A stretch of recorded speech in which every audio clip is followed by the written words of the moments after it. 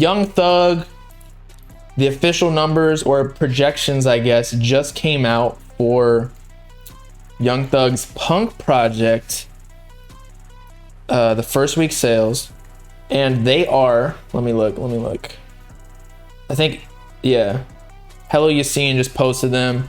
Projected to sell 85 to 95K first week. I believe that So Much Fun sold 135K. So is that a W or is that an L? Because I think it's a dub. I think just because it's less, I mean, he didn't have as many features on there. So I think it's a lowercase W because it had less features and it was more of like an experimental album. It wasn't like, I feel like So Much Fun was the album that Young Thug was like, all right, this is my masterpiece. This has, what was that song called? Like Hot. It had Gunna and Travis Scott on it. Young Thug, Gunna, where was it? So Much Fun. Hot, yeah, featuring Gunna. And then Travis Scott hopped on the remix. But yeah, so, and Punk, I still think Punk was a very odd name for the type of music that Young Thug dropped. Like, that was not punk at all. It was very indie, John Mayer style, almost like pop, like chill. Yeah, it wasn't punk. Punk is like almost like rocky or like very grungy. I didn't get any grunge feels from Young Thug whatsoever. It was his debut album. Yeah, So Much Fun was technically it was his debut album, but like, that's just logistics. Technically speaking, he dropped like 4 or 5 mixtapes before that, like Barter 6. I don't even know the shit with Rich Homie Quan. And I'm not like the biggest Young Thug fan, so I don't know for sure, but yeah. So it's experimental. 95K. It'll probably go lower though, because I feel like a lot of Young Thug fans didn't really feel this album.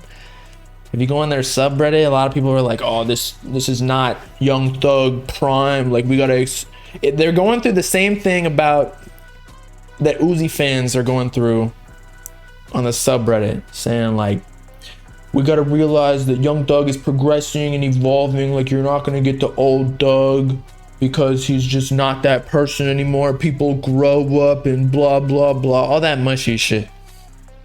Hate the Game is a good song on there. I still like, yo, A$AP Rocky and Travis Scott have the best verses on this project. Easy. Hands down. And I also like Insure My Wrist, Scoliosis. I thought the project was solid. I don't know why people are hating on it so much. Actually, I do. I get like it wasn't what you're expecting. Like, this ain't like this ain't Young Thug. If you got the name Young Thug, it just sounds weird to be dropping music like this. You got to change your name to like, I don't know, Pink. I mean, if he changed the album's name to Pink, it would make more sense. It's like a much more soft album. Very flaccid. Like, you below 4 inches on that shit.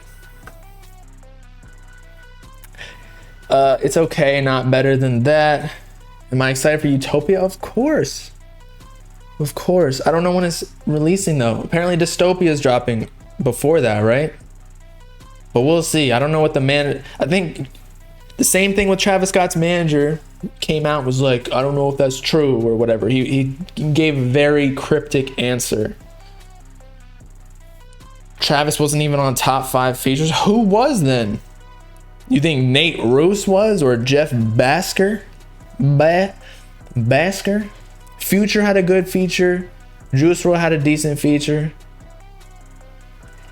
A$AP and Travis definitely had top 5 features. You smoking something. Is Uzi dropping Forever Young after Pink Tape? I'm not completely sure about that one, bro. Who knows? Let's check out Uzi's Twitter, because he might have just scrapped that whole thing. Like, okay, no. So Uzi still got Forever Young pinned on his thing, on his Twitter. So Pink Tape could be like the mixtape before he drops Forever Young as the album, you know? Or Forever Young just ain't even a project. It's just like a straight up like feeling, like he feels forever young. He's going back to his old flow, which was a theme that he was playing with for a little bit, since Uzi fans were asking for it for so much.